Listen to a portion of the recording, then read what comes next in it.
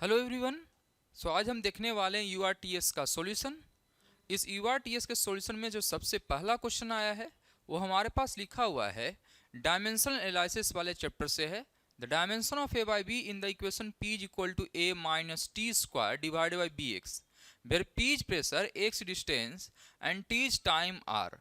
तो सबसे पहले हम देखेंगे कि P इज इक्वल टू लिखा हुआ a minus t square divided by b x. आपने डायमेंशन एनालिसिस में पढ़ रखा है प्रिंसिपल ऑफ होमोजेनिटी से कि एडिशन और सब्ट्रैक्शन सेम डायमेंशन वालों का पॉसिबल है। इस हिसाब से हम बोल सकते हैं कि dimension formula of a will be same as t square. किसके बराबर हो जाएगा सर? टी स्क्वायर के बराबर हो जाएगा। ठीक है सर। नाउ प्रेशर क्या होता है? Force upon area. तो फोर्स का फॉर्मूला होगा dimension formula m l t minus two divided by area का हो जाएगा एल स्क्वायर।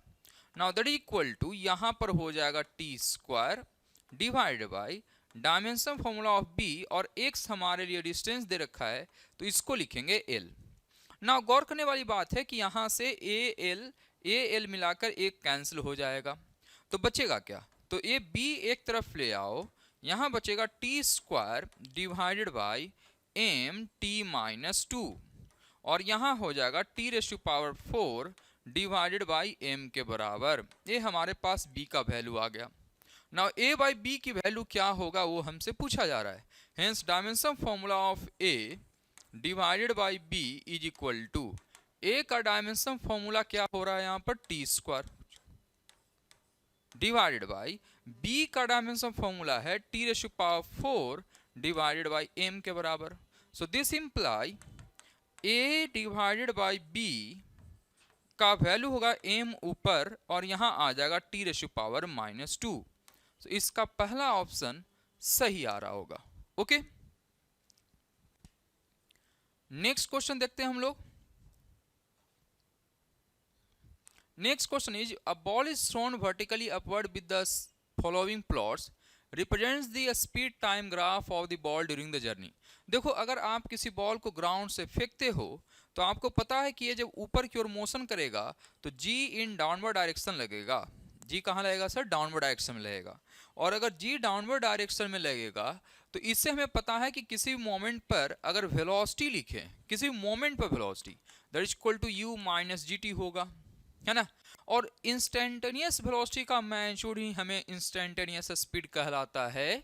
तो मैं यहाँ पर देख रहा हूँ कि ग्रेजुअली टाइम के साथ वेलोसिटी घटेगा, घटते घटते सबसे टॉप पॉइंट पर जब पहुंचेगा वेलोसिटी तो वहां पर जीरो हो जाएगा, एंड देन ये वेलोसिटी अपना डायरेक्शन चेंज करेगा, एंड देन फिर से इसकी मैग्नीट्यूड बढ़ेगा बढ़ेगा बढ़ेगा और नीचे की ओर आएगा। लेकिन हमसे वेलोसिटी नहीं पूछा है, हमसे पूछा है स्पीड। तो स्पीड क्या होगा?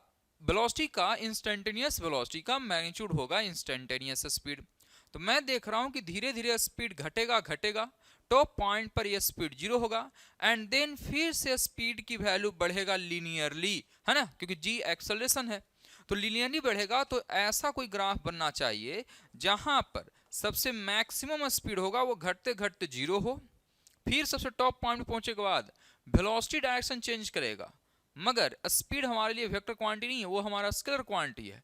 तो वेलोसिटी का जो मैग्नीट्यूड है वो हमें इंस्टेंटेनियस स्पीड दे देगा। तो मैं बोलूंगा कि जैसे जैसे नीचे आएगा वैसे वैसे इंस्टेंटेनियस वेलोसिटी का मैग्नीट्यूड बढ़ेगा, हेंस स्पीड का भी मैग्नीट्यूड बढ़ेगा और ये ऐसा कुछ जाएगा। सो इस हिसाब से थर्ड ऑप्शन सही है। नेक्स्ट, ओके, नेक्स्ट क्वेश्चन है the ceiling of hall is 40 meter high. देखो, यहाँ पर हम लोग मैक्सिमम स्टूडेंट गलती करते हैं। हम क्या करते हैं कि चूंकि ये मैक्सिमम रेंज निकालने के लिए पूछा हुआ है और हमें पता है कि मैक्सिमम रेंज की जो वैल्यू आती है वो जब 45 डिग्री का एंगल होता है तब आता है। लेकिन यहाँ पर एक हाइट का कंस्ट्रेंट दिया हुआ है, हम लोग अपनी मर्जी से हाइट को सिलेक्ट नहीं कर सकते। तो उसके लिए क्या करना पड़ेगा? इस हाइट के अकॉर्डिंग हमें डिसाइड करना पड़ेगा कि मैक्सिमम कितना एंगल हो सकता है हमारा। तो हम जब इसको ऐसे सॉल्व करेंगे तो पहले देखेंगे इस रूम में हाइट है 40 मीटर, है ना, ए है 40 मीटर। नाउ यहाँ से अगर हम एक किसी बॉल को थ्रो करते हैं तो ये ऊपर तक जाएगा एंड देन नीचे आएगा, है ना। अब ये यहाँ पर एंगल मान लेता हूँ थीटा है। तो इस केस में एच मैक्स का जो फॉर्मूला होता है वो होता है u square sine square theta divided by 2g के बराबर। Okay, so now h max की जो वैल्यू है वो दे रखा है 40, that is equal to u square मतलब 56 का square sine square theta divided by 2 into 9.8 हो जाएगा। अब अगर हम इसे सॉल्व करें तो वैल्यू आ जाएगा 40 इंटू 2 इंटू 9.8 डिवाइडेड बाई 56 का स्क्वायर आएगा, उसको हम ऐसे लिख सकते हैं 56 into 56 that is equal to sine square theta. देखो यहाँ पर 0 है, यहाँ पर 9.8 है, तो मैं डेसिमल को हटा सकता हूँ, है ना। तो ये डेसिमल अगर हटेगा तो यहाँ से 0 भी हट जाएगा। तो अब सोल्व करते हैं। 14 7 जा 98, 14 4 जा 56, 7 8 जा 56। अब यहां से कैंसिल हो जाएगा, 4 एक 4 से एक 4 कैंसिल, तो वैल्यू आ रहा है 1/4 is equal to sine square theta.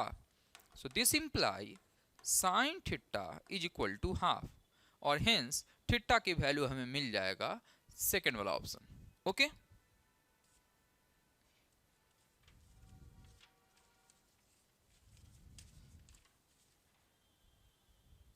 Next question है,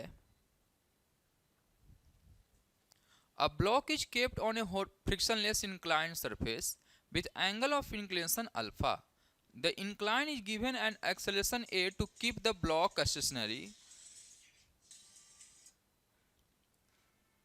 The a is equal to, देखो ये क्वेश्चन बहुत बार आया हुआ है, जेईई मेन में आया हुआ है, नीट में आया हुआ है, हर जगह आया हुआ है।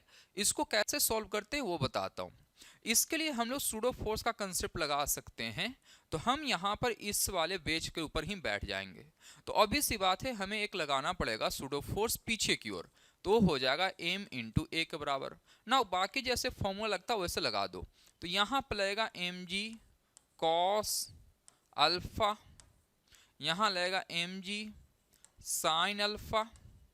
अब आप चाहो तो एम ए को दो कंपोनेंट में तोड़ सकते हो। ए अगर अल्फा होगा तो इस तरफ हो जाएगा value m a sine alpha, and इस तरफ आ जाएगा एम ए कॉस अल्फा हो जाएगा यहाँ, और इधर आ जाएगा m a sine alpha. Okay, now अगर इसको स्लाइड नहीं करना है, स्लाइड नहीं करना, तो ए वाला फोर्स और ए वाला फोर्स दोनों हमारे लिए बराबर होना चाहिए, है ना, तब जाकर स्लाइड नहीं करेगा। तो हम लिखेंगे m a cos alpha is equal to m g sine alpha के बराबर। एम से एम कैंसिल, तो a will be equal to g sine alpha divided by cos alpha, and hence a is equal to हो जाएगा जी tan alpha के बराबर। तो हमारे लिए ऑप्शन हो जाएगा second. Okay, next question. The radius of gyration of uniform rod of length L about an axis passing through one of its end and perpendicular to the length is। तो हमारे लिए एक ऐसा रॉड है, इसके एक एंड से axis pass हो रहा है और ये परपेंडिकुलर भी है। मान लेता हूं मास इसका m है और लेंथ l दे रखा है। हमको पता है कि रॉड के एक एंड से जो मोमेंट ऑफ इनर्शिया की वैल्यू होती है वो होता है ml स्क्वायर बाई 3। ओके, सो अब हमें रेडियस ऑफ गायरेशन निकालना है, तो हम इस वाले मोमेंट ऑफ इनर्शिया को m के स्क्वायर के साथ रिलेट कर देंगे। तो वैल्यू आ जाएगा ml square by 3 is equal to m के स्क्वायर। सो m से m कैंसिल, तो k square is equal to l square by 3, hence k is equal to l upon root 3, इसलिए थर्ड ऑप्शन सही हो जाएगा। Next, the extension of wire by application of load is 3 mm. The extension wire of the same material and length but half the radius of the same load is। सबसे पहले तो हम लोग देखेंगे कि सर जो एक्सटेंशन हो रहा है वो किन किन चीज़ों पर डिपेंड करता है, वो पहले गौर करेंगे। तो ये जो आपने पढ़ा होगा y is equal to stress upon strain करके, है ना, स्ट्रेस अपॉन स्ट्रेन से आपने देखा होगा ना। स्ट्रेस का फॉर्मूला होता है force by area divided by delta l upon l, ऐसा लिख सकते हैं। Hence f is equal to हो गया y delta l by l, और एक ए यहाँ पर लाओगे तो मल्टीप्लाई हो जाएगा, ये फोर्स बचेगा। ठीक है सर। नाउ दिस और मैं फोर्स को लिख सकता हूं y a divided by l into delta l. Okay, अब अगर गौर करो तो आप देखोगे कि डेल्टा एल, देखो यहां पर क्या क्या कांस्टेंट है, फोर्स सेम है, मटेरियल सेम है तो वाई की वैल्यू भी सेम होगा, लेंथ सेम है, ये भी सेम है, बस खाली आपको एरिया चेंज कर दिया गया है। तो अगर यहां पर रॉड का देखें तो इसका क्रॉस सेक्शन एरिया लिखेंगे पाई आर स्क्वायर, है ना।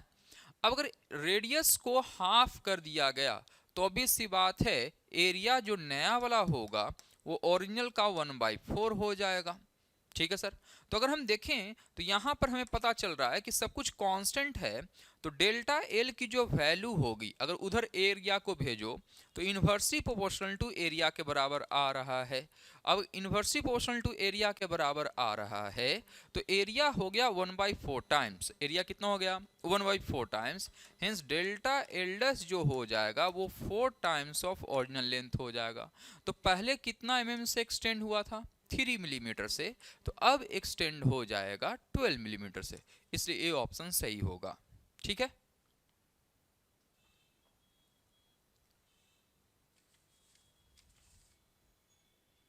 Next question.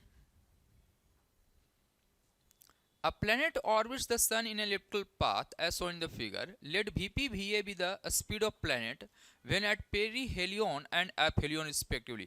Which of the following relation is correct? ये बहुत ही आसान है, आपने पढ़ा है कि सन के अबाउट हम लोग कंजर्व करते हैं एंगुलर मोमेंटम, तो हम लिखते हैं m v p into r p is equal to m v a into r A.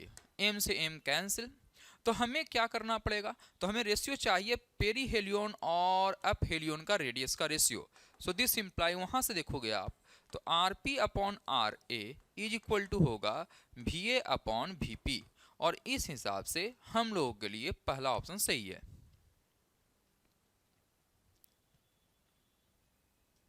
Next question.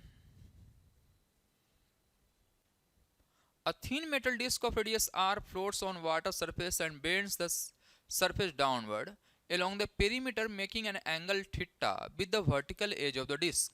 If the disc displaces a weight of water w and surface tension of water is t, then the weight of metal disc is कितना होगा। देखो इसको हम लोग कैसे solve करेंगे, ये surface tension से रिलेटेड क्वेश्चन है।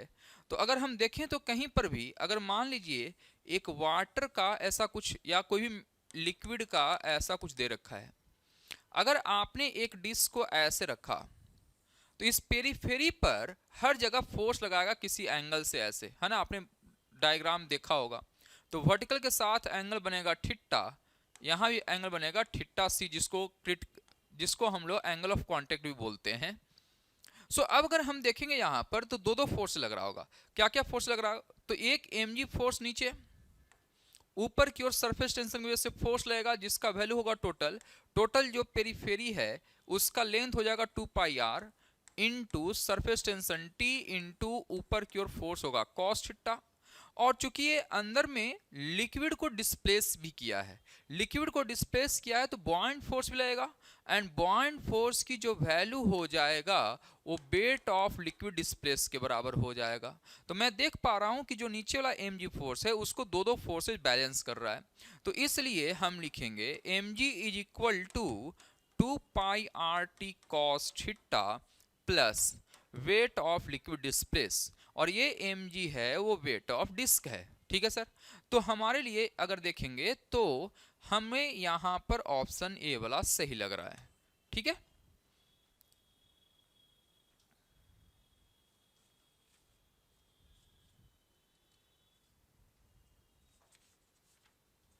Next question. Two substances A and B of equal mass m are heated at uniform rate of 6 calorie per second under similar conditions.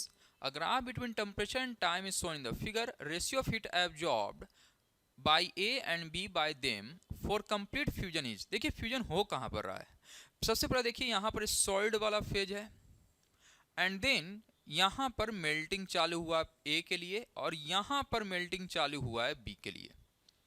तो मेल्टिंग का टोटल जो प्रोसेस है वो 2 second से चालू होकर 6 सेकंड तक जाता है A के लिए, एंड 4 सेकंड से चालू होकर 6.5 तक जाता है बी के लिए।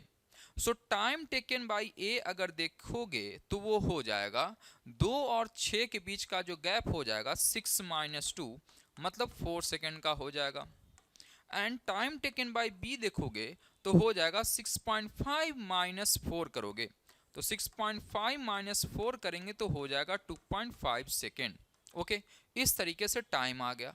सो अब हीट का रेट हमें दे रखा है किस रेट से सप्लाई किया गया है, तो अगर मैं इसको टाइम से मल्टीप्लाई कर दूंगा तो टोटल हीट मिल जाएगा।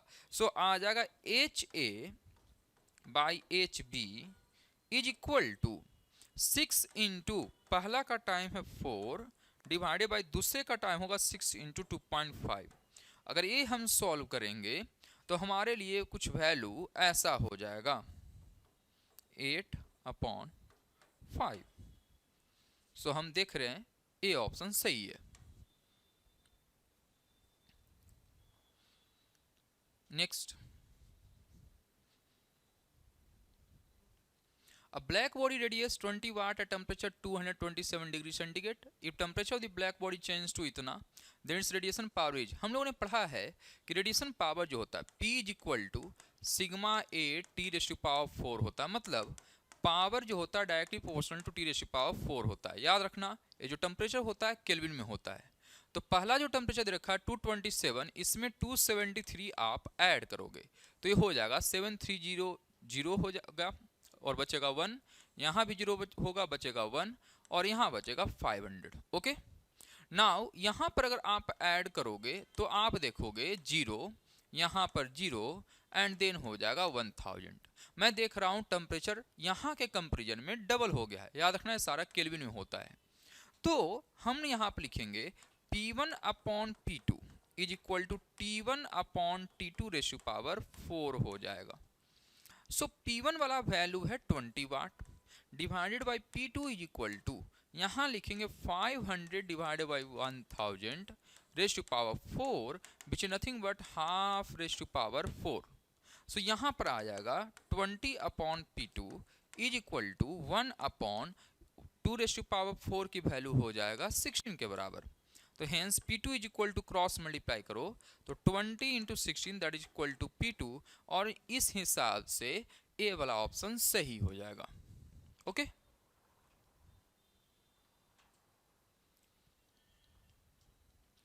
Next, a gas is filled in the cylinder shown in the figure. If the two positions are joined by a string, if the gas is heated the piston will. Okay, so देखो अगर आप यहाँ पर heating करोगे तो obviously ये gas ना expand होना चाहेगा।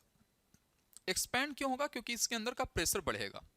तो देखो प्रेशर बढ़ेगा तो याद रखना गैस में चारों तरफ प्रेशर बढ़ेगा, है ना, इधर इधर इधर हर तरफ प्रेशर बढ़ेगा। ओके, अब अगर प्रेशर बढ़ेगा तो मुझे पता चल रहा है कि यहाँ का जो एरिया है वो ज़्यादा है और यहाँ का एरिया कम है। तो फोर्स का जो फॉर्मूला होता है वो प्रेशर मल्टीप्लाइड बाई एरिया होता है।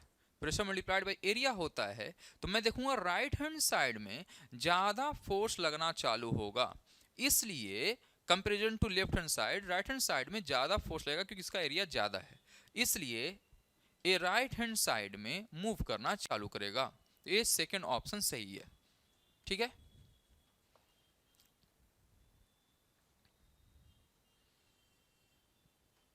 Next, a particle execute simple harmonic motion along a straight line with amplitude a, the potential maximum when the displacement is। अच्छा, आप लोगों ने अगर देखा होगा कि यहाँ पर अगर ऑसिलेशन होता है, ये हमारा मीन पोजिशन है, ये हमारा राइट एक्सट्रीम है, दिस इज राइट एक्सट्रीम, और ये हमारा लेफ्ट एक्सट्रीम है, दिस इज लेफ्ट एक्सट्रीम। तो हमें पता है कि मैक्सिमम जो पोटेंशियल एनर्जी होता है वो एक्सट्रीम पॉइंट्स पर होते हैं, यहाँ और यहाँ। तो इसको हम लिख सकते हैं प्लस ए और इसको लिख सकते हैं हम लोग माइनस ए। तो पूछा कहाँ पर मैक्सिमम होगा, तो इसके लिए ए ऑप्शन सबसे एक्यूरेट है। ठीक है, next, The time period of simple pendulum of length L as measured in elevator descending with acceleration g by 3 is, देखो टाइम पीरियड का फॉर्मूला होता है 2 pi under root of l by g, अगर वो rest पर सारा frame लिखा हुआ है। लेकिन अगर एक ऐसे फ्रेम में बैठे हो जहां कि वो एक्सेलरेट कर रहा है तो जी के जगह पर आप जी इफेक्टिव लिख देना। और जी इफेक्टिव कौन सा, तो न्यूटन लॉ ऑफ मोशन में आपने शायद पढ़ा होगा जी इफेक्टिव वाला। मान लो अगर आप ऊपर की ओर जा रहे हो तो नॉर्मल एक्शन फोर्स लिखते हो एम जी प्लस ए, मतलब वहां पर जी इफेक्टिव आप लिखते हो जी प्लस ए। अगर आप नीचे की ओर एक्सेलरेट कर रहे हो तो वहां पर नॉर्मल एक्शन फोर्स लिखा था जिसको एपरेंट वेट भी बोले थे हम लोगों ने, वो है एम जी माइनस ए। उस वाले न्यूटन लॉ ऑफ मोशन के कंसेप्ट से आप यहाँ पर रिलेट कर सकते हो कि जब आप ऊपर जाते हो एक्सेलरेशन के साथ तो वहां पर जी इफेक्टिव हो जाएगा जी प्लस ए, और अगर नीचे की ओर एक्सेलरेट करोगे तो वहां हो जाएगा जी माइनस ए। तो यहां पर ये जो है वो नीचे की ओर डिसेंड कर रहा है, कितने एक्सेलरेशन के साथ, जी बाई 3 के साथ। हेंस यहां पर जी इफेक्टिव की जो वैल्यू लिखेंगे वो लिखेंगे g minus g by 3, so this is equal to 2 g by 3 के बराबर। Hence time period t is equal to 2 pi under root of L, g effective की वैल्यू कितना होगा, जी इफेक्टिव वैल्यू होगा 2g by 3, so that is equal to 2 pi under root of 3l divided by 2g के बराबर।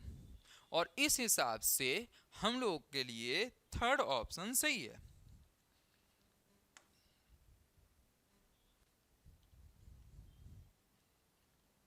Next,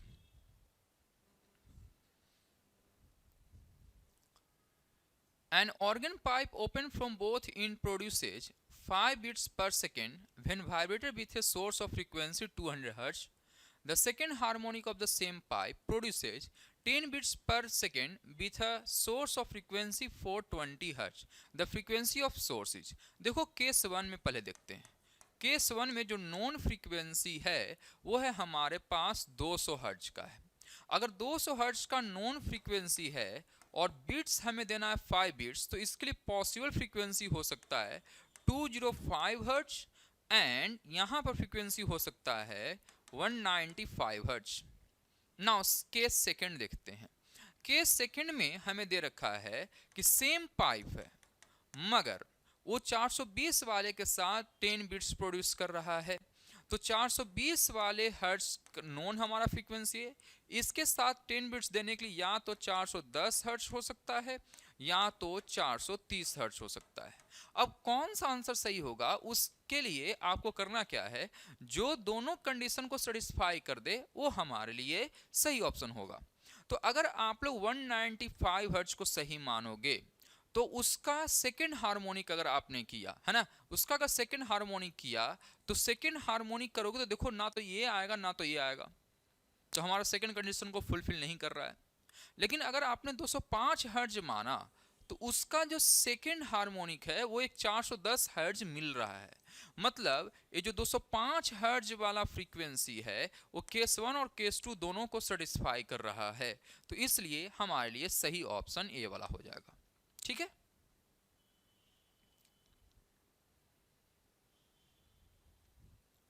next question.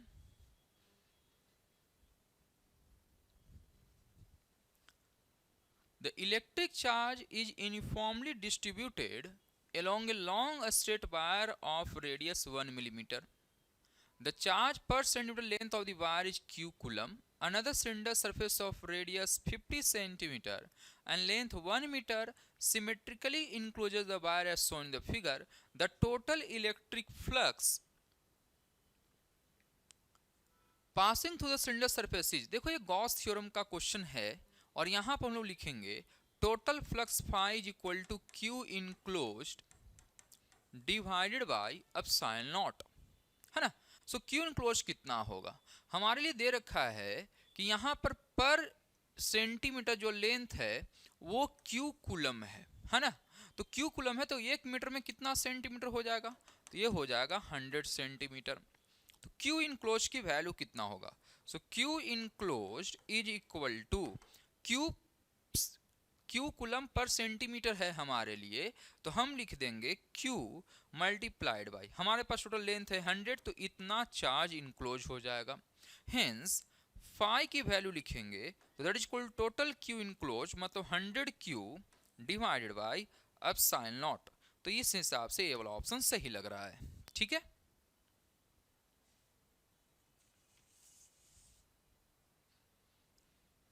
Next, the electric potential भी is given by the distance इतना, the value of electric field, again ये बहुत easy question है। आपको पता है इलेक्ट्रिक फील्ड और पोटेंशियल रिलेशन क्या है, E is equal to minus del v by del r करते हैं, बट फिलहाल यहाँ पर x के फंक्शन में दे रखा है, तो चुपचाप हम लोग x के साथ डिफ्रेंशिएट कर देंगे, है ना। तो E की वैल्यू जो होगा that is equal to minus del v की वैल्यू है 5x square plus 10x minus 9 divided by del x के बराबर। अब डिफ्रेंसिएशन करेंगे तो E is equal to minus 5x square का हो जाएगा 10x प्लस 10 के बराबर। अब कौन से लोकेशन में पूछा है, तो x इज इक्वल टू 1 पर पूछा है, तो इसलिए हम लिखेंगे E is equal to minus 10 into 1 plus 10, so E is equal to minus 20 volt per metre. Okay, so ये पहला ऑप्शन सही लग रहा है।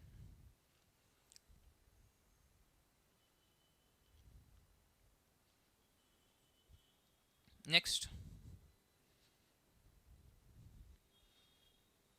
इन the given circuit a point C is connected to the earth, मतलब यहां पोटेंशियल हो गया 0 and a potential 200 given to the point A, मतलब यहां हो गया 2000 volt.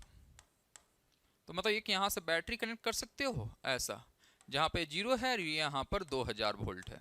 Okay, the potential B is, B का पोटेंशियल क्या होगा, देखो सबसे पहले तो इसको सॉल्व कर दो, ये दोनों सीरीज में है और ये उसके साथ पैरेलल में है, तो अगर इसको सॉल्व करें हम तो ये ऐसा कुछ हो जाएगा, ऊपर वाला हो जाएगा 10 और 10 का आप लोग को सभी को पता होगा, तो C into C divided C plus C करेंगे तो उससे आ जाएगा 5 माइक्रो फराड, और नीचे आ जाएगा 10, देन यहां पर ग्राउंड है।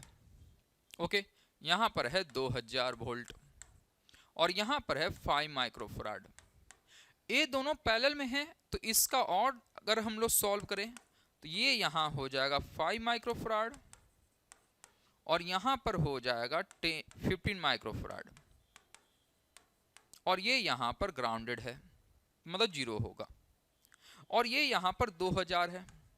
अच्छा, एक चीज याद रखना आप लोग कि हमेशा जो अब यहाँ पर आप लोग अगर बैटरी कनेक्ट कर दो, नहीं समझ में आया तो बैटरी कनेक्ट कर दो आप, तो ये 0 होगा तो ऑब्वियसली यहाँ पर 2000 वोल्ट हो जाएगा, मतलब बैटरी का जो पोटेंशियल डिफरेंस है वो 2000 वोल्ट का मान कर चल रहे हैं। तो हमें इस वाले पॉइंट का पूछा गया पोटेंशियल। सर एक चीज आपको पता हो कि दोनों सीरीज में लग रहे हैं, तो इससे यहाँ भी चार्ज सेम, यहाँ भी चार्ज सेम, तो चार्ज की वैल्यू कितना होगा, तो Q इज इक्वल टू होगा C equivalent multiplied by V, तो C इक्वलेंट दोनों है यहाँ पर सीरीज में कैपेसिटेंस का फॉर्मूला होता है C1 C2 divided by C1 plus C2, so 5 into 15 divided by 5 plus 15 multiplied by 2000 volt. तो यहाँ पर Q की जो वैल्यू हो जाएगा वो हो जाएगा 5 into 15 divided by 20 multiplied by 2000, तो ये कैंसिल हो जाएगा, ये बचेगा 100। ओके, सो यहाँ पर 100 बचेगा तो हमें Q की वैल्यू आ गया। इस हिसाब से यहाँ पर जो पोटेंशियल का ड्रॉप है डेल्टा V1 और डेल्टा V2 दोनों निकाल सकते हैं। ओके, तो आप डेल्टा V1 निकालो चाहे डेल्टा V2 निकालो, तो delta V1 is equal to होता है Q बाई C1। सो हम यहाँ लिखेंगे 5 into 15 multiplied by 100 divided by C1 की वैल्यू है 5, तो यहाँ से पता चल रहा है कि 1500 वोल्ट का ड्रॉप है C1 के क्रॉस, तो ड्रॉप है 1500 वोल्ट का, यहाँ पर 2000 वोल्ट पोटेंशियल है, ड्रॉप हो गया 1500 वोल्ट का, तो इस बी पॉइंट का पोटेंशियल कितना मिलेगा, तो आप लिखोगे सर ड्रॉप 2000 में से 1500 का ड्रॉप हो गया है, तो बचेगा कितना 500 वोल्ट, इसलिए सही ऑप्शन ए वाला होगा। ठीक है,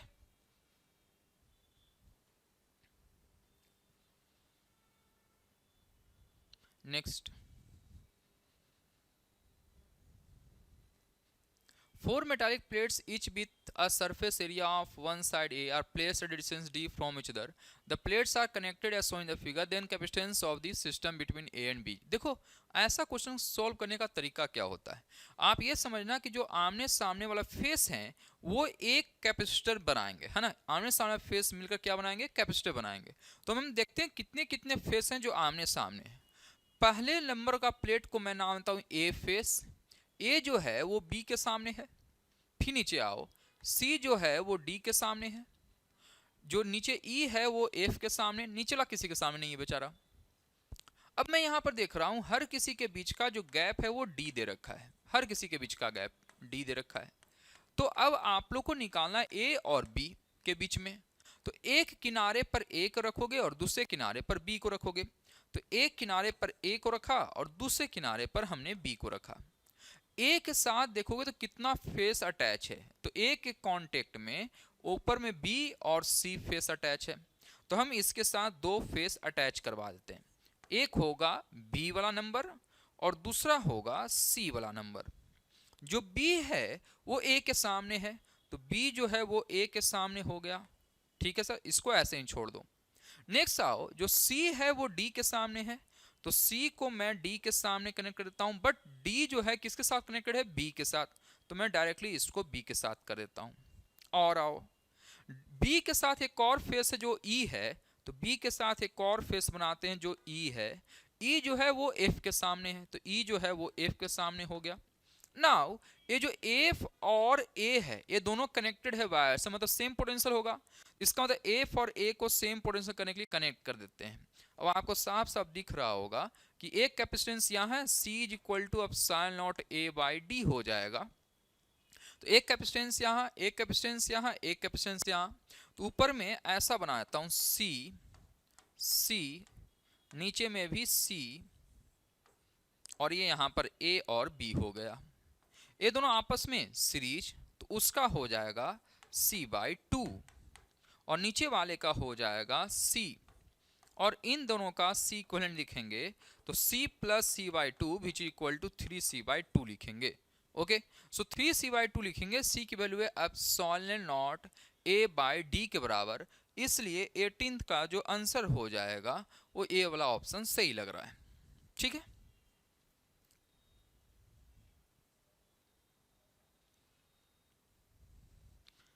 next.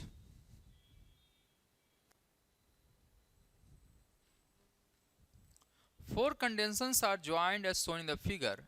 The capacity of each is 8 microfarad.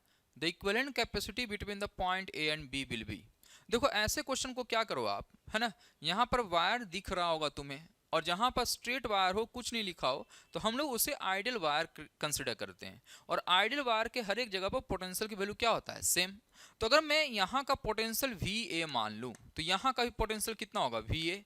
यहाँ पर भी पोटेंशियल VA, जहाँ जहाँ स्ट्रेट वायर कनेक्टेड दिखे सबका पोटेंशियल सेम। यहाँ भी पोटेंशियल VA, फिर यहाँ भी पोटेंशियल VA, यहाँ भी पोटेंशियल VA। ना अगर इसका पोटेंशियल VB कहो तो यहाँ भी VB, यहाँ भी VB, यहाँ भी VB और यहाँ भी VB।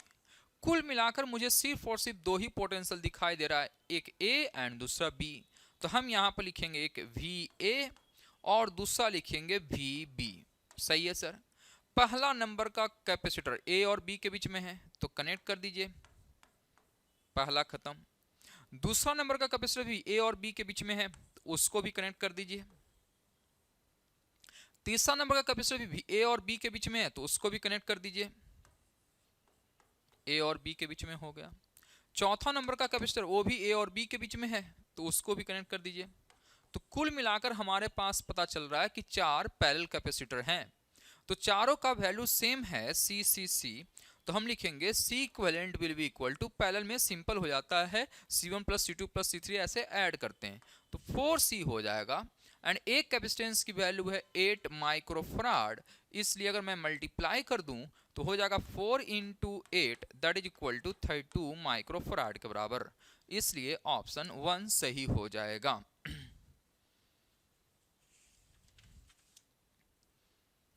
Next 20 number question. Two batteries of EMF 4 volt and 8 volt with internal resistance of 1 ohm and 2 ohm are connected in a circuit with a resistance of 9 ohm. The current and potential difference between the points P and Q are. देखो P and Q, एक P है एक Q है, तो अगर यहाँ का potential Vp माने तो यहाँ का Vq हो जाएगा। क्योंकि एक स्ट्रेट वायर है तो यहाँ का भी पोटेंशियल Vp और यहाँ का भी हो जाएगा Vq। तो आप गौर कर सकते हो कि जो यहाँ का पोटेंशियल डिफरेंस होगा वही पोटेंशियल डिफरेंस 9 ओम के क्रॉस भी होगा, है ना। नाउ एक चीज और गौर करने वाली है, इन दोनों बैटरी का जरा देखिए कॉम्बिनेशन। ए बैटरी का जो ऑर्डर है नेगेटिव टू पॉजिटिव, उसका जस्ट उल्टा ए वाला ऑर्डर है। तो मैं यहां से बोल सकता हूं कि अगर ए वाला बैटरी पावरफुल है तो ए डोमिनेट करेगा सर्किट में, तो डोमिनेट करेगा तो इसका मतलब करंट यहां से ऐसे जाएगा। जब ऐसे जाएगा तो 4 वोल्ट इस बैटरी के उल्टा कनेक्टेड है, मतलब ई इक्विवेलेंट की जो वैल्यू बचेगा वो 8 - 4 बचेगा। अगर ये समझ में आता तो ठीक, नहीं तो आप चुपचाप किरचॉफ सा लगा दो। तो किरचॉफ सा लगा दें तो अगर हम यहाँ पर आई ऐसा मान लेते हैं, है ना, तो आपको अपने आप समझ में आएगा कि कौन सा सही है क्या गलत है। ठीक है सर, तो किरचॉफ सा लगा दोगे तो उससे और आसानी से हो जाएगा। बट फिलहाल हम शॉर्टकट करते हैं, मैं इस समझ कर चल रहा हूँ कि आपको ये बहुत ईजी सर्किट समझ में आता होगा। तो यहाँ पर ई इक्विवेलेंट की जो वैल्यू हो जाएगा वो हो जाएगा 8 - 4 that is equal to 4 volt के बराबर। अच्छा, जब ये करंट जाएगा ऐसे तो सब के सब रजिस्टर में सेम करंट जा रहा है, इसलिए सारा रजिस्टर सीरीज में हो जाएगा। तो अगर मैं इसको कनेक्ट करूं तो 1 + 9 + 2 ये हो जाएगा 12 ओम। तो 1 + 9 + 2 that is equal to 12 ohm हो जाएगा आर इक्विवेलेंट। तो हम लोग लिखेंगे hence current is equal to, यहाँ पर e equivalent 4 volt divided by r equivalent है 12, यानी 1/3 एम्पियर का करंट जाएगा। तो हमें Vp - Vq चाहिए, hence Vp - Vq will be equal to, मैंने बताया कि यहाँ का निकालो चाहे नीचे वाले का निकालो सेम रहेगा। तो इसके क्रॉस अगर निकालना है तो करेंट जो जा रहा है मल्टीप्लाइड बाय रेजिस्टेंस कर दें तो पोटेंशियल डिफरेंस मिल जाएगा। तो I × 9 ओम कर देंगे हम लोग। सो I की वैल्यू आ रहा है 1/3 × 9, मतलब 3 वोल्ट के बराबर हो जाएगा। ठीक है, सो करेंट जाएगा 1/3 एंड पोटेंशियल डिफरेंस रहेगा 3 वोल्ट, इसलिए पहला ऑप्शन सही हो जाएगा। Next question,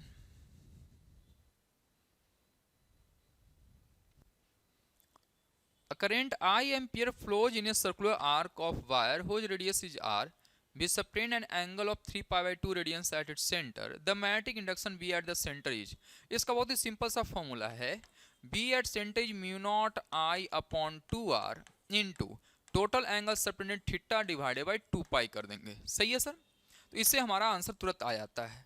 so B is equal to μ0I divided by 2r into theta की वैल्यू कितना एंगल सबटेंड किया हुआ है, तो लिखा है 3π/2 डिवाइडेड बाई 2π। सो पाई से पाई क्या हो जाएगा, cancel. So B is equal to होगा μ0I/2r divided by 3/4, 3 μ0I divided by 8r के बराबर होगा। सही है सर, सो हम यहां पर 21 का देख रहे हैं, 4th नंबर ऑप्शन सही है। ठीक है, next,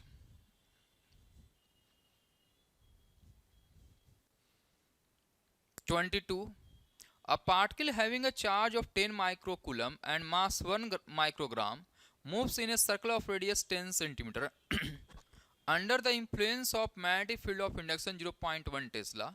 When the particle is at a point P, a uniform electric field is switched on so that the particle starts moving along the tangent with uniform velocity. Along the tangent का मतलब ये सीधा जाएगा ऐसे। अब सीधा तभी चलता है जब नेट फोर्स इसके ऊपर क्या होता है, 0। तो मैग्नेटिक फील्ड के अंदर आपको पता है कि यहाँ पर टुवार्ड द सेंटर फोर्स लगता है जिसकी वैल्यू होगा QVB के बराबर। तो अगर मुझे इसको स्ट्रेट लाइन पर भेजना है तो बाहर की ओर एक और फोर्स लगाना पड़ेगा Q × E के बराबर।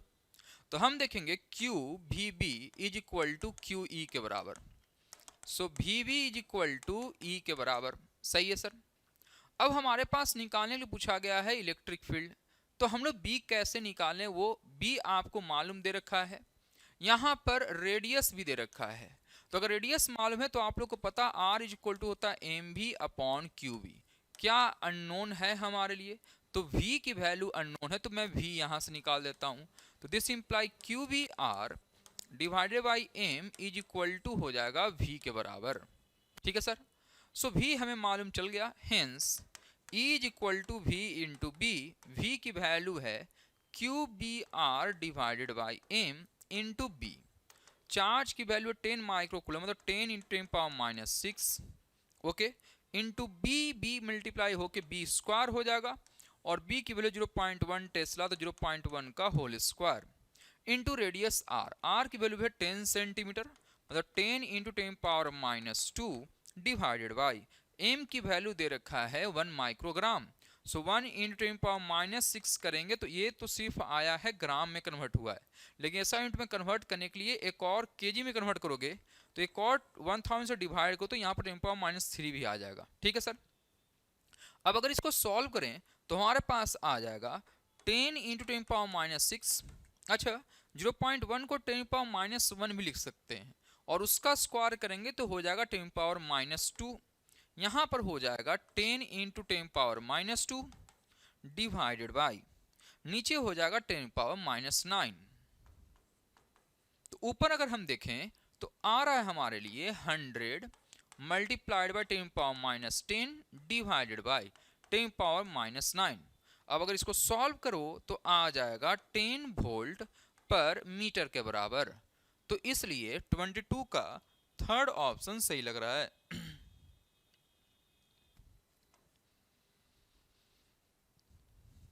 Next,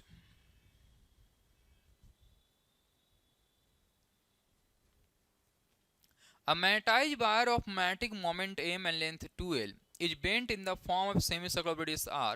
The new magnetic moment is, देखो मैग्नेटिक मोमेंट का फॉर्मूला है magnetic pole strength multiplied by length, है ना।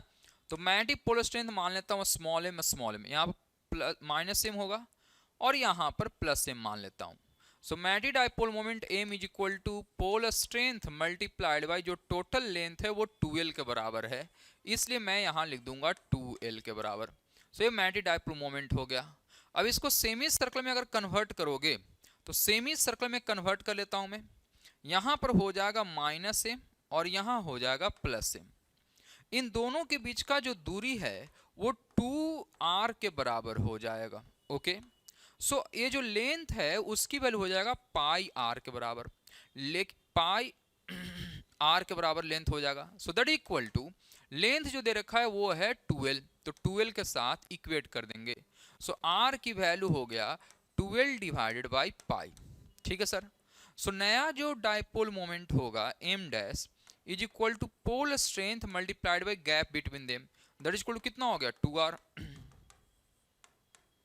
2 इंटू आर की वैल्यू कितना है 2l बाई पाई, ये हो जाएगा यहाँ पर 4 by pi into M L. ठीक है sir. So 4 upon pi into M L लिखेंगे हम लोग, तो ये वैल्यू आ जाएगा, m की वैल्यू हमें दे रखा है, इसको ऐसा लिख सकते हैं 2 into 2 divided by pi into M L, और ये हमारा ओरिजिनल वाला डाइपोल मोमेंट है। सो वैल्यू बचेगा 2 by pi into capital M के बराबर। सो अगर हम ऐसा देखेंगे तो एक ऑप्शन मिल रहा है सेकंड वाला।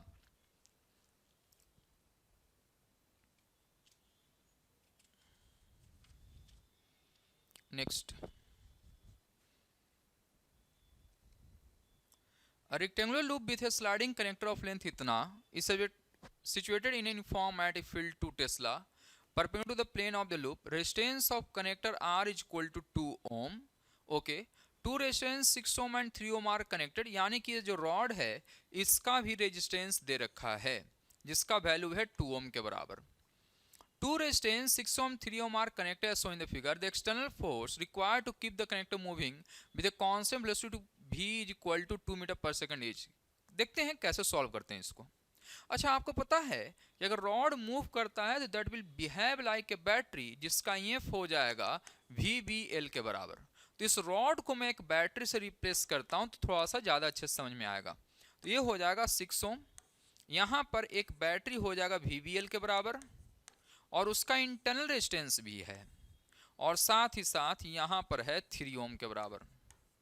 अब अगर गौर करके देखो तो क्या ये 6 और 3 आपको पैरेलल में दिखाई दे रहा है ना? तो अगर पैरेलल में दिखाई दे रहा होगा तो हम इसको ऐसा लिख सकते हैं कि 6 इंटू 3 डिवाइडेड बाई 6 प्लस 3, मतलब वो हो जाएगा 2 ओम के बराबर। तो 6 और 3 ये जो दोनों है इनका पैरेलल कॉम्बिनेशन इक्विवेलेंट दे देगा 2 ओम के बराबर। तो यहाँ पर हो गया 2 ओम, यहाँ पर एक आ गया बैटरी, फिर यहाँ पर रेजिस्टेंस, और इस रेजिस्टेंस की जो वैल्यू दे रखा है वो 2 ओम के बराबर दे रखा है। अब अगर हम VVL से सॉल्व करें तो EF की वैल्यू जो आएगा वो वैल्यू आ जाएगा, हम देखेंगे तो V है वेलोसिटी, और वेलोसिटी की जो वैल्यू दे रखा है वो यहाँ पर 2 मीटर पर सेकंड दे रखा है। तो 2 इंटू बी की जो वैल्यू दे रखा है 2 टेस्ला, लेंथ है 1, मतलब 4 वोल्ट के बराबर आ जाएगा। ओके, सो करेंट अगर हम देखेंगे यहाँ पर I इज इक्वल टू ये जो EMF है divided by total resistance. Total resistance में दोनों आपस में क्या है, सीरीज में। तो 2 ओम प्लस 2 ओम मतलब 4 ओम के बराबर हो जाएगा। तो 4 वोल्ट डिवाइडेड बाय 4 ओम मतलब that is equal to 1 ampere के बराबर आ गया। नाउ ये जो 1 एम्पियर का करंट फ्लो कर रहा है यही इस पर फोर्स भी लगा रहा होगा, एंड वो फोर्स की वैल्यू होगा ILV के बराबर, है ना? सो I की वैल्यू आ रहा है 1 एम्पियर, लेंथ दे रखा है आपके पास 1 मीटर का, इनटू मैग्नेटिक फील्ड दे रखा है 2 टेस्ला का। तो हम इसको मल्टीप्लाई कर देंगे 2 टेस्ला से, तो जो वैल्यू आ रहा है वो 2 न्यूटन के बराबर आ रहा है, इसलिए थर्ड ऑप्शन सही हो जाएगा।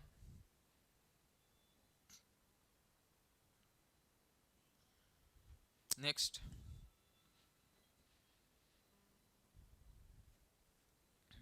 a series AC circuit consists of an inductor and capacitor. The inductance and capacitance is respectively 125 microfarad. If the current is maximum in circuit, then the angular frequency is maximum current के लिए आप लोग को पता है resonant frequency होना चाहिए, तो omega naught is equal to हम लिखते हैं 1 upon under root of LC। So 1 upon under root of L की जो वैल्यू है वो 1 हेनरी, C की वैल्यू 25 माइक्रोफराड, मतलब 10 पावर -6 करेंगे तो हो जाएगा 1 अपॉन, इसको सॉल्व करोगे तो 25 का रूट हो जाएगा 5 इंटू 10 पावर -3। सो ये 10 पावर 3 हो जाएगा divided by 5 which is equal to 200 हो जाएगा। सो हमारे लिए पहला ऑप्शन सही हो जाएगा। Next, 100 watt bulb B1 and 2 60 watt bulb, ये हमारा 100 वाट है, and B2 and B3 are connected जिसका पावर दे रखा है 60 वाट, तो 60 वाट है, यहां भी 60 वाट है। सो कौन कौन सा में पावर की वैल्यू ज्यादा होगा ये हमें समझने की जरूरत है। सबसे पहले देखो, अगर सीरीज में लगा होगा तो याद रखना पावर कंपेयर करने के लिए I² R वाला फॉर्मूला लगाएंगे, और पैरेलल में अगर लगा होगा तो V² R वाला फॉर्मूला लगाएंगे, है ना? तो उससे हमें कंपेरिजन अच्छे से हो जाता है। तो हम एक काम करते हैं, सबका रेजिस्टेंस निकाल देते हैं, ठीक है सर। सो हमारे पास पहले वाले का पावर क्या होगा वो जरा देखते हैं सर। तो पहले वाले का मान लेता हूं सबका रेटेड वोल्टेज V है, तो पहले वाले का R1 is equal to V² by R1 is equal to P, इसलिए V² by P is equal to R1 भी हो जाएगा, तो यहाँ पर P1 लिख देंगे। तो V² बाई 100 है, R2 की वैल्यू निकालोगे तो V² बाई 60 है, and that is also equal to R3 क्योंकि दोनों का पावर सेम है, तो V² बाई 60 हो जाएगा। Okay sir. सो अब अगर हम लोग W3 पहले तो इसी का सॉल्व कर लेते हैं, तो W3 हो जाएगा जो कि 250 वोल्ट के पैरेलल में है, तो इसलिए volt V² by R form लगा देंगे, तो 250 का स्क्वायर डिवाइडेड बाई R की वैल्यू है V² इंटू 60 ऊपर चला जाएगा, ये W3 आ गया। ना इन दोनों में क्या कहानी होगा, इन दोनों में कहानी ये होगा कि यहाँ पर जो रेजिस्टेंस है वो सीरीज में है, तो यहाँ पर करंट कुछ जाएगा I1, तो हम I1 पहले निकालते हैं। So I1 is equal to l होगा voltage 250 volt divided by R1 plus R2 कर देंगे हम लोग, है ना? ये I1 आ गया। तो पावर जो होगा W1 will be equal to I1 square into R1, तो I1 स्क्वायर मतलब 250 divided by R1 plus R2 का होल स्क्वायर इंटू R1 होगा V स्क्वायर बाई 100। ठीक है सर। नेक्स्ट है W2। W2 की जो वैल्यू होगा वो हो जाएगा W2 will be equal to, मैं देखूंगा तो 250 का square 250 by R1 plus R2 का square into V square by 60 लिख देंगे, है ना, क्योंकि इसका R2 की वैल्यू यहां पर लिखा हुआ है। अब सीरीज वाले में क्या कंसेप्ट है भाई, तो सीरीज वाले में जिसका रेजिस्टेंस ज्यादा होता है वो पावर ज्यादा लॉस करेगा। तो मगर मैं R1 और R3 को, R1 और R2 को कंपेयर करूं तो R2 की वैल्यू ज्यादा है R1 से, तो साफ साफ पता चल रहा है कि R2 में पावर लॉस ज्यादा होगा, मतलब W2 is greater than W1 होगा। ये तो सबको समझ में आ गया होगा। नाउ सर W3 के साथ कैसे कंपेरिजन करें, तो अगर आप देखो तो यहां पर अगर आप कंपैरिजन करोगे तो देखो यहां पर टोटल वोल्टेज है 250, है ना, और यहां पर जो 250 है दो हिस्सों में बट रहा है, एक थोड़ा सा इधर और थोड़ा सा इधर। तो ऑब्वियस सी बात हम कंपैरिजन में कर सकते हैं कि सर ये जो यहां पर और यहां पर वाले में वोल्टेज इसके क्रॉस ज्यादा है, रेजिस्टेंस भी इसका ज्यादा है ना, यहां पर वोल्टेज डिवाइड हो रहा है और इस वाले का पावर लॉस ज्यादा आ रहा है यहां पर। तो मैं इससे बोल सकता हूं कि इसके कंपैरिजन में ए वाला तो जरूर ज्यादा रहा होगा क्योंकि इसके क्रॉस वोल्टेज ज्यादा है। तो इसका मतलब ये जो W3 है वो W2 से भी क्या रहेगा, ज्यादा रहेगा। तो हमारे पास ऑप्शन आ रहा है W3 is greater than W2 is greater than W1। सो ऐसा ऑप्शन सिर्फ और सिर्फ एक है और वो है फोर्थ नंबर का ऑप्शन, इसलिए हम इसे फोर्थ ऑप्शन को सही बोलेंगे। ठीक है, नेक्स्ट।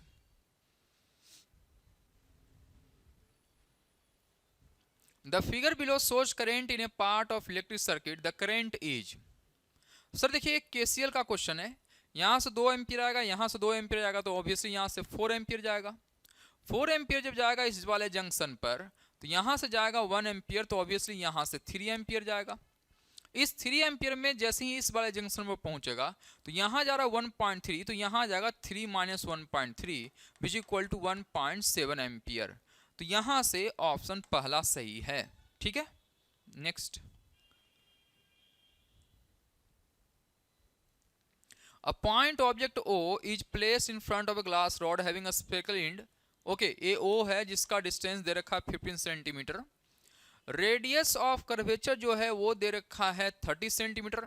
तो ऑब्वियसली R की वैल्यू लिखेंगे +30। क्यों सर, क्योंकि इसका centre of curvature right hand side में, ray of light left to right travel कर रहा है, इसलिए लेफ्ट टू राइट वाले साइड डिस्टेंस को हम लोग पॉजिटिव मानेंगे। तो रेडियस ऑफ कर्वेचर हो जाएगा +30। यहां पर दे रखा है रिफ्रैक्टिव इंडेक्स 3/2। सो इमेज का डिस्टेंस क्या है, तो देखिए स्फेरिकल रिफ्रैक्शन में फॉर्मूला होता है μ2/v minus μ1/u is equal to μ2 minus μ1 क्या लिखेंगे सर, r लिखेंगे। ठीक है सर। नाउ μ2 की वैल्यू कितना है, सो μ2 होगा 3/2 डिवाइडेड बाय v माइनस μ1 की वैल्यू होगा 1 डिवाइडेड बाय u। ठीक है, that is equal to μ2 minus μ1, मतलब 3/2 minus 1 divided by r। r की वैल्यू है +30, तो मैं यहाँ पर +30 लिख दे रहा हूँ। सो ये बचेगा 1.5 divided by v minus 1/u is equal to, ये बचेगा 0.5, है ना, 3/2 1.5 माइनस 1 तो 0.5 डिवाइडेड बाई 30। इसको 0.5 को हाफ भी लिख सकते हो, इसलिए ये 1/60 के बराबर भी हो जाएगा। सो दिस इंप्लाई हम लोग लिखेंगे 1.5 भी माइनस 1/u को उधर भेज दो तो हो जाएगा 1/60 plus 1/u which is equal to 1/60 plus u की वैल्यू यहां पर जो मैं देख रहा हूं वो है -15 सेंटीमीटर, है ना, तो u है यहां पर -15 सेंटीमीटर, तो यहां ले देंगे -15। अगर एलसीएम ले लो तो 60 हो जाएगा, 60 minus 4 that is equal to -3/60। So v की वैल्यू हो जाएगा यहां पर 1.5 divided by v is equal to -1/20। So this is v is equal to -20 multiplied 1.5 is equal to -30 centimetre. तो इस हिसाब से -30 आया। -30 का मतलब रे ऑफ लाइट इधर ट्रेवल कर रहा है उसके अपोजिट में, तो रे ऑफ लाइट ट्रेवल कर रहा है ऑब्जेक्ट से राइट हैंड साइड में, तो लेफ्ट टू राइट ट्रेवल कर रहा है। हमारा आंसर में साइन आ रहा है माइनस, मतलब वो पीछे की ओर कहीं पर होगा। तो इस वाले पॉइंट से पीछे की ओर मतलब -30 सेंटीमीटर होगा। ठीक है, तो पहला ऑप्शन सही है।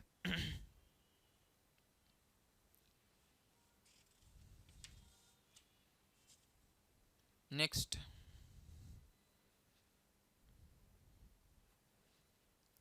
the focal length of objective and eyepiece of compound microscope are 2 cm and 3 cm respectively. The distance between the objective and eyepiece is इतना। तो यहाँ पर देखो कंपाउंड माइक्रोस्कोप में ऑब्जेक्टिव छोटा होता है, आईपीस बड़ा होता है। अब यहाँ पर इसका जो फोकल लेंथ है वो है 2 सेंटीमीटर और यहाँ जो फोकल लेंथ है वो है 3 सेंटीमीटर। दोनों के बीच का जो डिस्टेंस दे रखा है वो है 15 सेंटीमीटर। आगे बोल रहा है the image produce by eyepiece वो है इन्फिनिटी पर।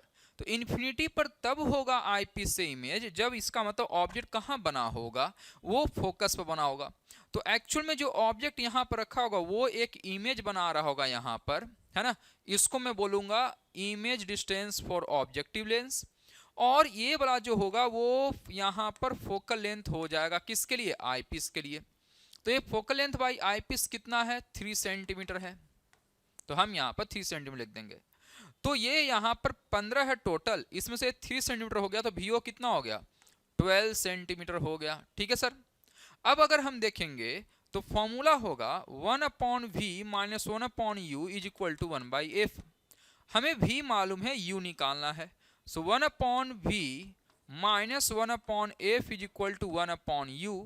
सो v into f, f minus v is equal to 1/u। So this imply u is equal to vf divided by f minus v.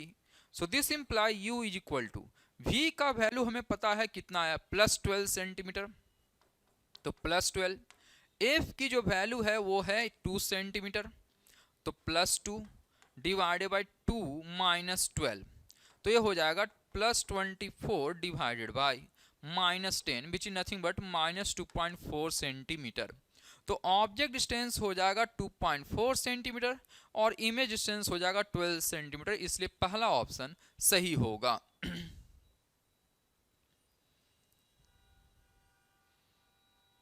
Next,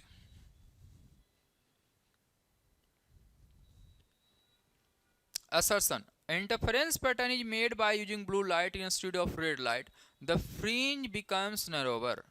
अगर आप लोग को स्पेक्ट्रम याद हो तो कुछ ऐसा याद होता है ना। सबसे ज्यादा वेवलेंथ है रेड का और सबसे कम वेवलेंथ है वायलेट का। तो यहां पर फ्रिंज विड्थ का फॉर्मूला होता है लैम्डा डी बाई डी।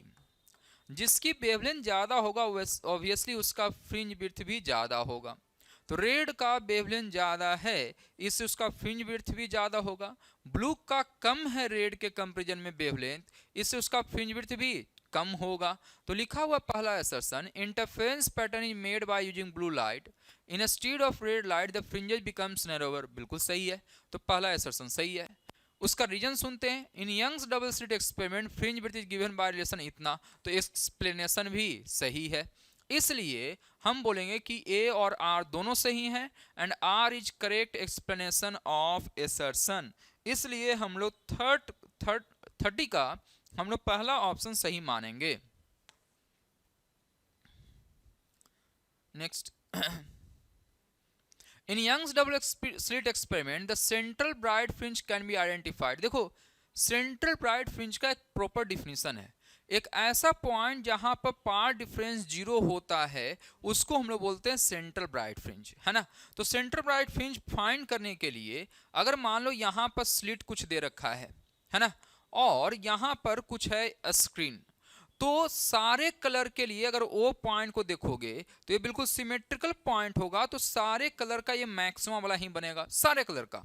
और अगर सारे कलर का ये मैक्सिमम बनेगा तो सारे कलर का मैक्सिमम बनने के चक्कर में ये पॉइंट व्हाइट नजर आएगा।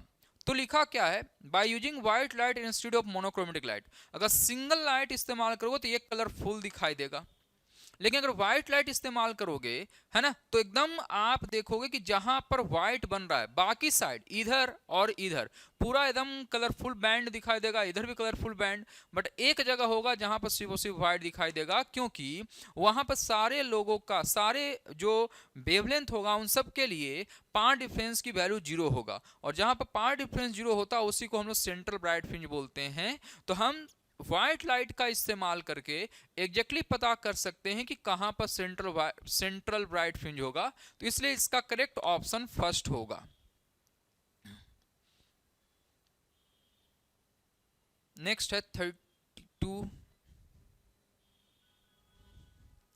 A polaroid is placed at 45 degree to an incoming light of intensity I naught. Now the intensity of light passing through polaroid after polarization would be, आपको पता है कि अगर अनपोलराइज लाइट कहीं भी किसी पोलराइजर से पास होता है तो वहां पर जो इंटेंसिटी की जो वैल्यू हो जाती है वो आई नॉट बाई 2 हो जाता है। तो ये तो बिल्कुल थियोरेटिकल क्वेश्चन है, इसलिए इसका ऑप्शन सेकंड हो जाएगा। ठीक है, next. In a screw gauge, the main scale is given had division in millimeters, and the circular scale has 50 divisions. The least count of the screw gauge. देखो screw gauge हो या आपके पास लिखा हुआ है ना, कोई भी ऐसा इंस्ट्रूमेंट जहां पर सर्कुलर स्केल रहता है, तो वहां पर आप लोग को पता होगा कि पिच होता है एक डिफिनीशन में कि एक कंप्लीट रोटेशन में जो लेंथ मूव करता है उसको हम लोग बोलते हैं पिच। तो यहां पर मिलीमीटर में दे रखा है तो हम माने कि 1 मिलीमीटर होगा। So least count is equal to, जितने भी सर्कुलर स्केल होते हैं उन सब में लिस्ट काउंट का फॉर्मूला होता है pitch upon number of divisions on circular scale. तो हम यहां पर पिच की वैल्यू 1 मिलीमीटर ले रहे हैं, तो 1 × 10⁻³ divided by number of division on circular scale कितना है 50, तो हम लिख देंगे 50। जब इसको सॉल्व करोगे आप, है ना, जब इसको सॉल्व करोगे तो यहां पर वैल्यू जो आएगा वो कितना आएगा, सो हम इसको सॉल्व करते हैं, ऊपर से 100 ऊपर नीचे मल्टीप्लाई करते हैं, तो 1 × 10⁻³ या 1000 से मल्टीप्लाई कर दो, 1000 से मल्टीप्लाई करेंगे 1000 से डिवाइड कर देंगे, मल्टीप्लाइड बाई 50, ये 20 से कैंसिल हो जाएगा, तो ये बचेगा 20 × 10⁻⁶। इसको माइक्रोमीटर बोलते हैं ना, तो इसलिए आंसर हो जाएगा 20 माइक्रोन्स। इससे 33 का थर्ड ऑप्शन सही हो जाएगा। ठीक है sir, next.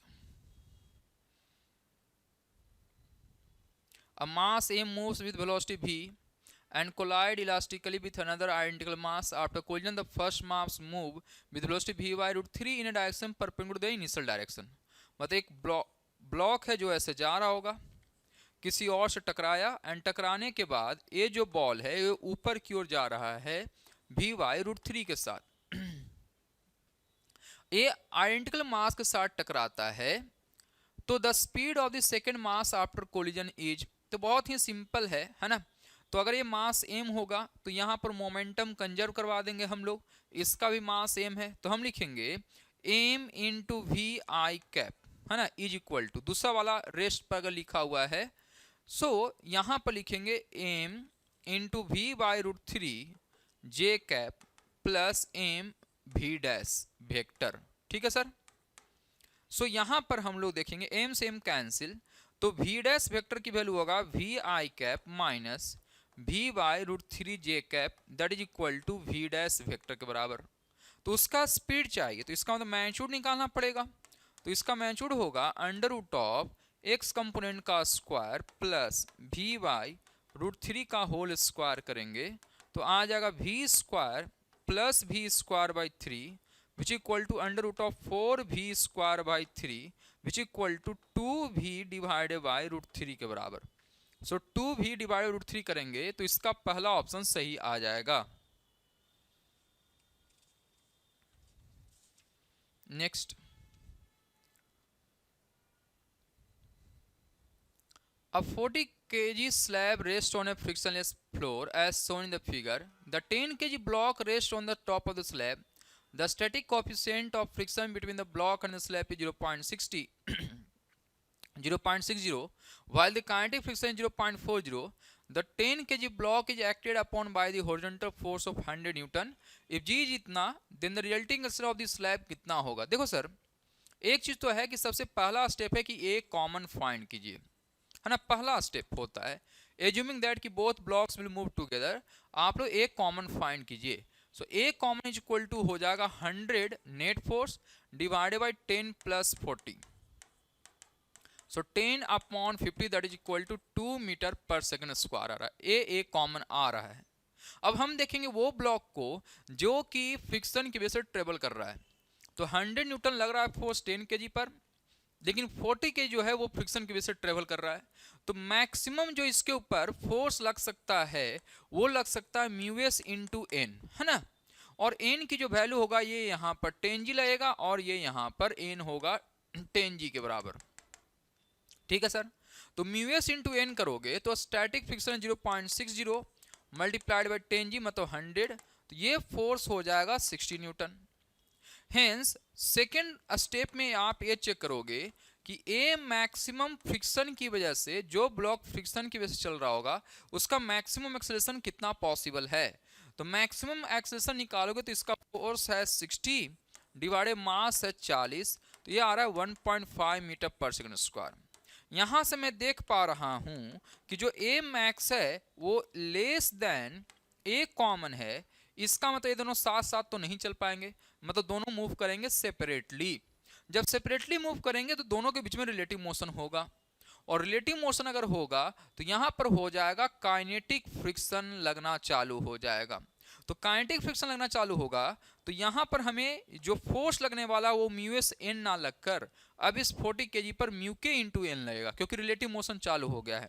So hence F net on 20 KG is mu के इंटू एन, म्यू के है 0.40 मल्टीप्लाइड बाई एन है 10 जी मतलब 40 न्यूटन हो जाएगा।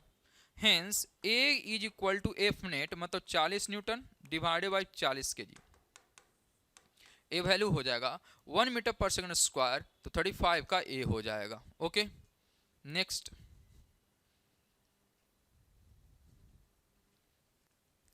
a string of length L is fixed at one end and carries a mass of m at the other end. The string makes 2 by pi revolutions per second around the vertical axis through the fixed end. The tension in the string is, देखो अगर हम यहाँ पर देखेंगे तो एक force यहाँ पर लगेगा, ये थीटा है मतलब ये थीटा होगा, तो ये हो जाएगा टी कॉस थीटा, नीचे की ओर लगेगा एम जी, यहाँ लगेगा टी साइन थीटा, सही है सर, और ये प्रोवाइड करवाएगा सेंट्रीपिटल फोर्स को, है ना, तो हम लिखेंगे T sine theta is equal to centripetal force, क्योंकि सेंटर की ओर लग रहा है, तो एम ओमेगा स्क्वायर आर। अच्छा अगर आप इस लेंथ को निकालने जाओ तो ये वाला अगर देखोगे तो ये एल है ये थीटा है, तो ये लेंथ हो जाएगा एल साइन थीटा के बराबर। तो हम देखेंगे यहाँ पर T sine theta is equal to M into omega square into L sine theta. अब साइन टा से साइन टा कैंसिल, तो बचेगा यहाँ पर value T is equal to M omega square L के बराबर, ठीक है। So M omega square L, अब यहां पर दे रखा 2 बाई पाई रिवोल्यूशन पर सेकंड, मतलब omega is equal to 2 by pi, और यहां पर रिवोल्यूशन एक रिवोल्यूशन में 2 पाई रेडियन होता है, तो पाई से पाई कैंसिल मतलब 4 रेडियन पर सेकंड हो जाएगा। तो अब मैं वैल्यू यहां पर पुट कर रहा हूं, तो एम इंटू 4 रेडियन पर सेकेंड इंटू एल मतलब 16 एम इंटू एल हो जाएगा, तो इसका सही ऑप्शन फोर्थ वाला हो जाएगा।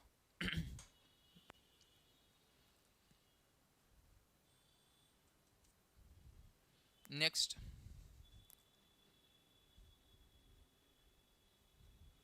which of the following graphs is correct between kinetic energy and potential energy with the height। अच्छा आपने पढ़ा होगा पोटेंशियल एनर्जी का वैल्यू होता with height M G H के बराबर, है ना, जैसे से हाइट बढ़ेगा वैसे वैसे पोटेंशियल एनर्जी बढ़ेगा, मतलब U is directly proportional to क्या है एच के बराबर। अब आपको पता ये भी होगा कि mechanical energy is equal to होता है kinetic energy plus potential energy. अगर एक फैक्टर बढ़ेगा तो दूसरा फैक्टर घटेगा, क्योंकि मैकेनिकल एनर्जी यहाँ कांस्टेंट है। तो जैसे जैसे हाइट बढ़ेगा तो मैं बोलूंगा कि पोटेंशियल एनर्जी लिनियरली बढ़ रहा होगा। जैसे जैसे पोटेंशियल एनर्जी बढ़ेगा वैसे वैसे काइनेटिक एनर्जी की वैल्यू भी क्या होना चाहिए, घटना चाहिए, सच दैट दोनों मिलाकर क्या होना चाहिए, कांस्टेंट। इस टाइप का कुछ ग्राफ होना चाहिए काइनेटिक एनर्जी का। तो ऐसा ग्राफ हमें सिर्फ और सिर्फ पहला में दिखाई दे रहा है, इसलिए फर्स्ट ऑप्शन सही होगा। Next, when an ideal diatom gas is heated at constant pressure, okay, the fraction of the heat energy supplied which increases the internal energy of the gas is, देखो डेल्टा यू का formula होता है NCV delta T, और gas है diatomic gas, है ना। दूसरा है यहां पर डेल्टा क्यू की जो वैल्यू होता है वो होता है एनसीपी डेल्टा टी। सही है सर। नाउ अब हमें निकालना फ्रैक्शन, तो फ्रैक्शन इज इक्वल टू होगा, फ्रैक्शन कितना यूज हुआ तो delta U upon delta Q कर देंगे। So N C V delta T divided by N C P delta T. So ये कैंसिल हो जाएगा, बचेगा C V upon C P. Okay, now C V upon C P by C V को हम लोग बोलते हैं गामा, तो इसका मतलब इसको 1 अपॉन गामा बोल देंगे। डायटोमिक गैस के लिए गामा की वैल्यू अगर देखोगे तो सीपी की वैल्यू होता है 7/2r एंड सीवी की वैल्यू होता है 5/2r विच इक्वल टू 7/5। तो यहां हो जाएगा 1 अपॉन गामा है इसलिए 1 अपॉन 7/5 विच इक्वल टू 5/7 के बराबर हो जाएगा। सो इसका ऑप्शन 4 सही है। Next, a plane EM wave travel in the free space at a particle point space, the electric field along y is इतना the magnetic field। आप लोग को पता होगा, पढ़ा होगा आपने कि sir E by B is equal to होता है C के बराबर। सो इसलिए E by C is equal to क्या होगा, B के बराबर। अब E की वैल्यू दे रखा है 9, C की वैल्यू 3 × 10⁻8, तो that is equal to B। तो एक कैंसिल हो जाएगा तो बचेगा 3 × 10⁻8 टेस्ला, इतना हो जाएगा। सही ऑप्शन सेकंड हो जाएगा। ठीक है। Next, light up two different frequency whose photons have energy इतना इतना, illuminates a metal work function of 0.5 electron volt, the ratio maximum kinetic energy. देखो आपने आइंस्टीन का इक्वेशन पढ़ा होगा, तो maximum kinetic energy equal to होता है energy of incident photon minus 5। तो पहले वाले में काइनेटिक एनर्जी 1 देखेंगे तो एनर्जी ऑफ इंसिडेंट फोटोन है हमारे पास 1 electron volt minus 0.5 electron volt, that is equal to 0.5 electron volt. And kinetic energy 2 की जो वैल्यू है वो है 2.5 electron volt minus 0.5 electron volt, that is equal to 2 electron volt हो जाएगा। तो दोनों का रेशियो निकालना है, तो kinetic energy 1 by kinetic energy 2 is equal to 0.5 divided by 2 मतलब 1/4 हो जाएगा। सो 40 का सेकेंड ऑप्शन सही है। Next, the frequency of incident light falling on photosensitive metal plate is doubled, the kinetic energy of emitted photoelectron is। देखो ये कहीं ना कहीं क्वेश्चन आया हुआ है और ये आप सभी को पता होगा। So kinetic energy maximum is equal to होता है energy of incident photon minus 5। अब देखो इसको अगर कैलकुलेशन लंबा करने जाओ तो हो सके तुम्हें समझ में आए, तो बड़ा एक सिंपल सा सवाल देता हूं, उससे बड़ा आसानी समझ में आ जाएगा। मान लो एग्जांपल लेने के लिए कि फाई की वैल्यू है 2 इलेक्ट्रॉन वोल्ट और ई इंसिडेंट जो फोटोन है उसका एनर्जी है 4 इलेक्ट्रॉन वोल्ट। तो अब जो काइनेटिक एनर्जी की जो वैल्यू हो गया वो हो गया 4 - 2 मतलब 2 इलेक्ट्रॉन वोल्ट। सही है। अब अकॉर्डिंग टू क्वेश्चन अगर काइनेटिक यहां पर फ्रीक्वेंसी को डबल कर दिया गया है, अगर फ्रीक्वेंसी डबल करोगे तो आपको पता है कि एनर्जी ऑफ इंसिडेंट फोटोन का फॉर्मूला होता है h × म्यू, म्यू मतलब फ्रीक्वेंसी। तो अगर यहां पर फ्रीक्वेंसी डबल किया जाएगा तो ये एनर्जी भी क्या हो जाएगा, डबल हो जाएगा। तो नया वाला काइनेटिक एनर्जी निकालोगे तो kinetic dash is equal to 4 × 2 करें तो 8 - 2 मतलब 6 इलेक्ट्रॉन वोल्ट हो गया। तो आप जरा देखो फ्रीक्वेंसी डबल करने से काइनेटिक एनर्जी पहले था 2 इलेक्ट्रॉन वोल्ट, अब हो गया 6 इलेक्ट्रॉन वोल्ट। मतलब मैं देख पा रहा हूं कि मोर देन 2 टाइम्स बढ़ जाता है। सो यहां पर सही ऑप्शन हो जाएगा third, more than doubled.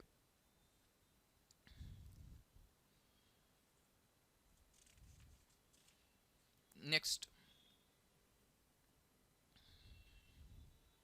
The first line in the Lyman series. Lyman series होता है फर्स्ट लाइन 2 से 1 पर, ठीक है ना। तो फर्स्ट लाइन बाल्मर, बाल्मर का फर्स्ट लाइन होता है 3 से 2 पर, है ना। सो वेवलेंथ का फॉर्मूला होता है 1 upon lambda is equal to Rydberg constant 1 upon n1 square minus 1 upon n2 square. So पहले वाले के लिखेंगे 1 upon lambda is equal to r 1 का स्क्वायर माइनस 1 अपॉन 2 का square. So that is equal to r into 1 by 1 minus 1 by 4, which is 1 upon lambda is equal to r into 3 by 4 हो गया, ठीक है sir. So this imply lambda is equal to 4 by 3r हो जाएगा पहला equation. दूसरा वाला में बाल्मर सीरीज, बाल्मर सीरीज में हो जाएगा 1 upon lambda dash is equal to r into 1 upon 2 का स्क्वायर माइनस 1 अपॉन 3 का square.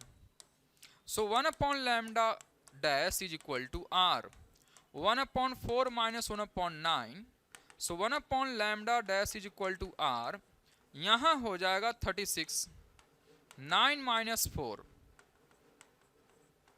So r into 5 upon 36 which is equal to lambda dash is equal to 36 by 5r। इतना हो गया। सो हम लोग को लैम्डा डैश निकालना है, तो एक काम करते हैं, दूसरे इक्वेशन में से पहला इक्वेशन को डिवाइड कर देते हैं। तो लैम्डा डैश यहां अगर कर दो लैम्डा डैश बाय लैम्डा, तो आ जाएगा 36 by 5 into R divided by, यहां लिखोगे 4 बाई 3r। सो ऊपर चला जाएगा तो बचेगा 36 इंटू 3 डिवाइडेड बाई 5 इंटू 4, तो ये कैंसिल हो जाएगा 9 से, तो बचेगा 27 बाई 5। तो ये ऑप्शन अगर हम देखें तो हमारे लिए फोर्थ ऑप्शन सही हो जाएगा। नेक्स्ट,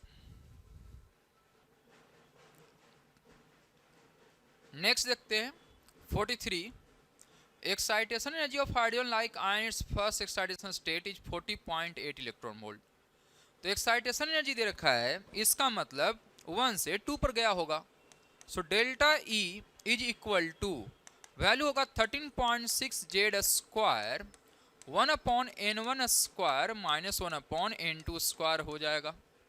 सो डेल्टा ई की value 40.8 electron volt 13.6 Z square, ए बचेगा 1 का स्क्वायर माइनस 1 अपॉन 2 का स्क्वायर।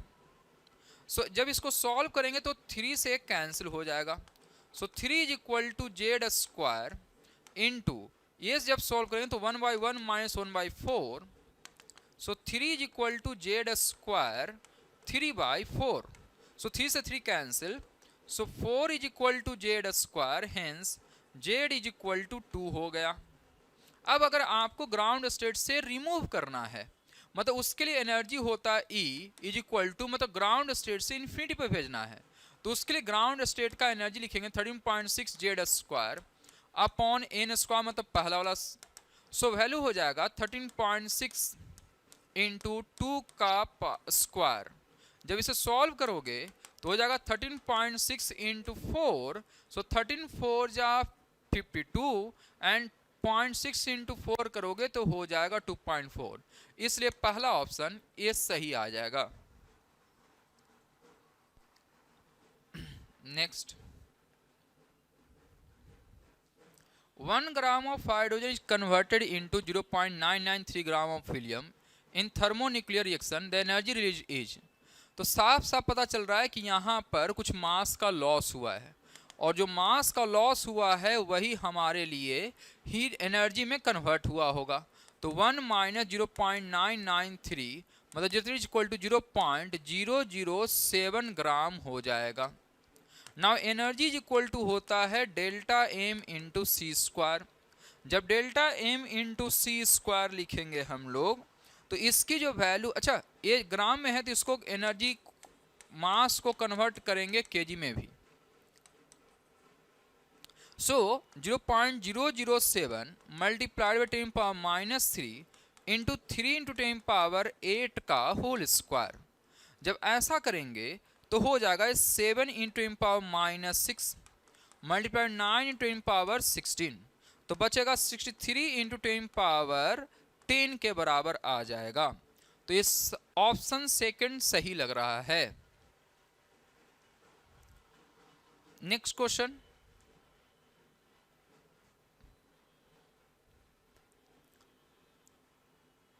यहां पर एक लॉजिक गेट दे रखा है और इसका आपसे ऑप्शन पूछा है। चाहो तो आप बूलियन अलजेब्रा से सॉल्व कर सकते हो, और नहीं तो अगर आपको नहीं आता बूलियन अलजेब्रा इतना तो दूसरा तरीके से भी सॉल्व कर सकते हो। फिलहाल पहले अभी जाते हैं। यहाँ पर ए और बी है और ये हमारे लिए नॉर गेट है। अगर नॉर गेट है तो ए प्लस बी का होल बार लिखेंगे हम लोग। अगेन यहाँ से सी आएगा और यहाँ से ए आएगा। यहाँ पर हम लोग देखेंगे तो ए प्लस बी का बार इंटू सी, और इसका फिर से नॉट गेट है तो होल बार हो जाएगा। ये हमारे पास आउटपुट आएगा। अगर आपको सॉल्व करने आता तो ठीक, नहीं सॉल्व करने आता है तो आप चुपचाप एक टेबल बनाओ, ये हमारे लिए आउटपुट हो जाएगा y, और यहाँ पर वैल्यू पुट करके देख लो क्या आंसर आने वाला है। वैसे अगर आता है बूलियन अलजेब्रा सॉल्व करने तो इसको और फर्दर सॉल्व कर सकते हो।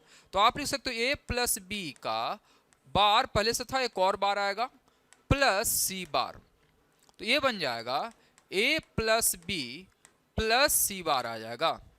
तो हम अगर यहाँ पर देखें ए बी सी और यहाँ पर y, ए में है 1, बी में भी 1 है और सी में है 0, तो ए में 1 प्लस 1 प्लस सी में है 0, 0 का बार 1 होता है, तो ये ऑप्शन 1 आ जाएगा। सही है सर, तो डी वाले का ऑप्शन हमारे पास आ जाएगा। सो पहले वाले इस वाले का आउटपुट हो रहा है 1, दूसरे वाला आउटपुट देखते हैं। जब ए बी सी तीनों 0 हों, तो ए बी सी तीनों अगर 0 होंगे तो सेकंड वाले के लिए ऑप्शन में अगर पुट करोगे तो क्या लिखोगे सर? तो यहाँ पर लिखोगे इस वाले के लिए 0 प्लस 0 प्लस 0 का बार, मतलब ये 1 के बराबर आ जाएगा। तो आंसर दोनों केस में 1,1 आ रहा है। सो 45 का आंसर हो जाएगा फोर्थ ऑप्शन। ठीक है sir, okay, thank you. So I hope सबको समझ में आया होगा ये। सो बेस्ट ऑफ लक, अब नए टेस्ट के लिए तैयारी करो। Okay, thank you.